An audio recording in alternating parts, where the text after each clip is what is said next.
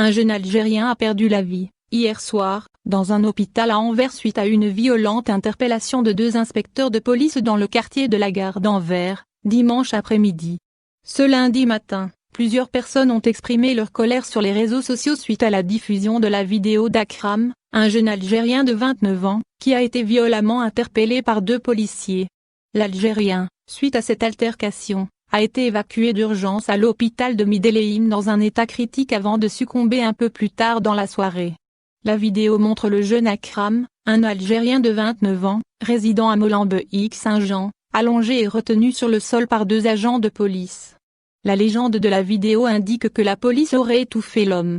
Mon meilleur ami a assisté au drame, lit-on sur la vidéo diffusée sur Twitter. La victime a été opérée dans l'après-midi du jour même à l'hôpital, ensuite transférée à l'unité de soins intensifs où il a rendu l'âme un peu plus tard dans la soirée. L'homme a été réanimé dans l'ambulance pendant 20 minutes et a été transporté à l'hôpital dans un état critique, indiqué hier soir, Sven Lemaire, le porte-parole de la police. Une enquête a été ouverte ce mardi matin concernant les circonstances de la mort du jeune Algérien. Selon les dires de la police, les deux inspecteurs ont été appelés car l'homme s'était mis en colère à la terrasse d'un café. Il a agressé des gens, jeté des meubles de terrasse et est tombé par terre, a attesté Lemaire. En outre, des témoins auraient déclaré à la police avoir vu l'homme mettre quelque chose dans son propre verre avant de l'ingérer. Cela confirme l'idée qu'il était sous influence. Néanmoins, la police anversoise a publié un communiqué à ce propos. Les services de police de la zone de police d'Anvers ont été appelés sur les lieux hier vers midi suite à un rapport sur les troubles survenus dans le café Keetzier dans la Statistraat à Anvers. En raison des circonstances sur place, les services de police ont été contraints de menotter un homme de 29 ans. À un certain moment, l'homme a subi un malaise et les services d'urgence ont été prévenus. L'homme a été emmené dans un état critique à l'hôpital où il est mort la nuit dernière. Le ministère public d'Anvers a ordonné une enquête judiciaire sur la mort de l'homme.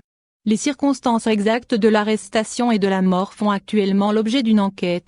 Le juge d'instruction rassemble toutes les informations pour avoir une idée claire de ce qui s'est exactement passé et souhaite poursuivre son enquête en toute sérénité. La victime a été opérée dans l'après-midi du jour même à l'hôpital, ensuite transférée à l'unité de soins intensifs où il a rendu l'âme un peu plus tard dans la soirée. L'homme a été réanimé dans l'ambulance pendant 20 minutes et a été transporté à l'hôpital dans un état critique, indiqué hier soir, Sven Lemaire, le porte-parole de la police. Une enquête a été ouverte ce mardi matin concernant les circonstances de la mort du jeune Algérien. Selon les dires de la police, les deux inspecteurs ont été appelés car l'homme s'était mis en colère à la terrasse d'un café.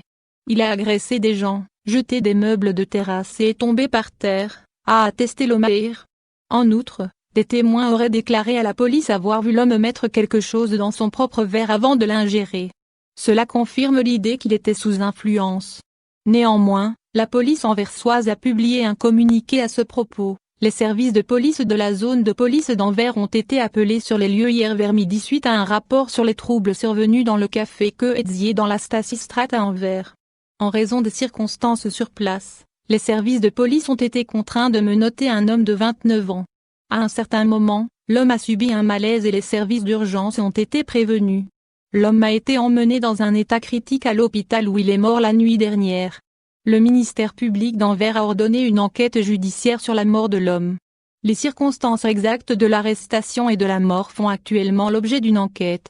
Le juge d'instruction rassemble toutes les informations pour avoir une idée claire de ce qui s'est exactement passé et souhaite poursuivre son enquête en toute sérénité.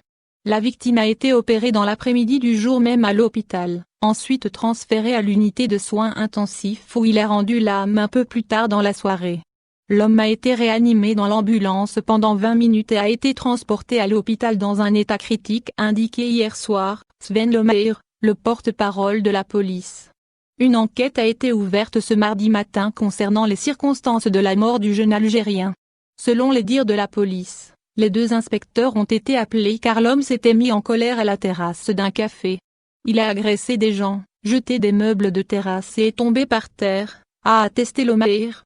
En outre, des témoins auraient déclaré à la police avoir vu l'homme mettre quelque chose dans son propre verre avant de l'ingérer.